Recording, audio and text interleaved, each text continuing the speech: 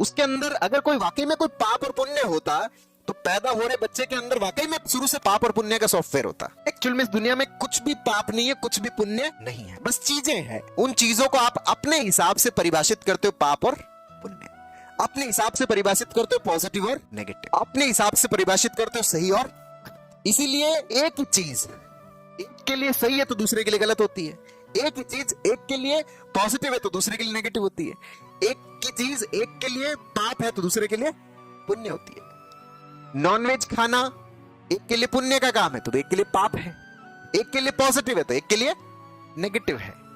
अगर वाकई में कोई चीज पुण्य का कार्य होता तो सबके लिए समान रूप से पुण्य का कार्य होता। जैसे ग्रेविटेशन यहाँ पे जो लगता है वही ग्रेविटेशन अमेरिका में है, वही ग्रेविटेशन सऊदी अरब में है, वही ग्रेविटेशन ऑस्ट्रेलिया के अंदर है। लेकिन जो यहाँ पर पुण्य है वो अमेरिका में पुण्य नहीं है, वो सऊदी अरब में पुण्य नहीं है, वो ऑस्ट्रेलिया के अंदर पुण्य नहीं है। जो यहाँ पाप है वो अमेरिका के अंदर पाप नहीं है, वो सऊदी अरब में पाप नहीं है, वो ऑस्ट्रेलिया में पाप नहीं है। तो ये जो पाप और पुण्य जो हम डिफाइन करते हैं, जो सत्य असत्य हम डिफाइन करते हैं, जो पॉजिटिव नेगेटिव हम डिफाइन करते हैं, वो प्राकृतिक नहीं है। प्रकृति में ना पॉजिटिव है ना नेगेटिव है, ना पाप है ना पुण्य है, ना सत्य है ना असत्य है, ना कुछ खराब है ना कुछ गलत है। प्रकृति में सब सही है।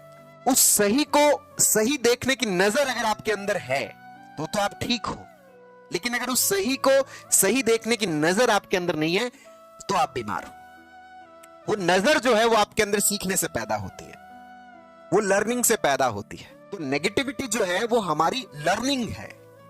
अस्तित्व नेगेटिव नहीं है, भगवान नेगेटिव नहीं है, भगवान डराने वाले नहीं है, और अगर कोई डराता है तो वो भगवान नहीं है।